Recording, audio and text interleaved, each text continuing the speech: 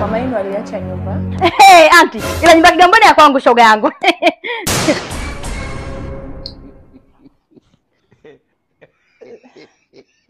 Sasa mbona kumeanza kubadilika? Shida ni nini baba? Mimi huwa sipendi sana watu wenye tamaa. Bado unaendelea kuelezea habari za marehemu, yeye anaanza kushadadi. Umekucha. Endelea kugawa mali. Ukitoa ile nyumba kuna gari ambayo pia ameiacha marehemu.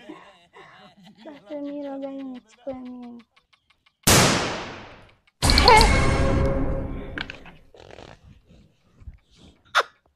Na huyu naye amerudia nilitoa kwa. Shangazi, endelea. Sasa mabinti ndo hao ambao kwenye nyumba na gari kulikuwa kuna nguo za mama yao ambazo kuna hizi hapa na nyingine ziko kule nje walikuwa wamefua. Sasa ndo urisi wao. Mbona nimesikia fununu alikuwa anacheza vikoba?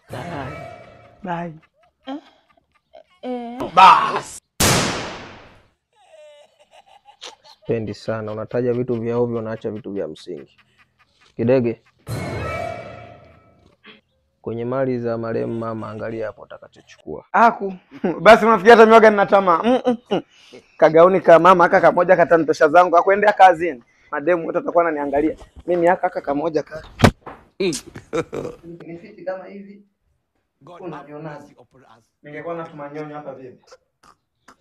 Mimi naenda. We. Ina maana uone hiyo nguo ni ya kike. Naona. Bas. Anakuwa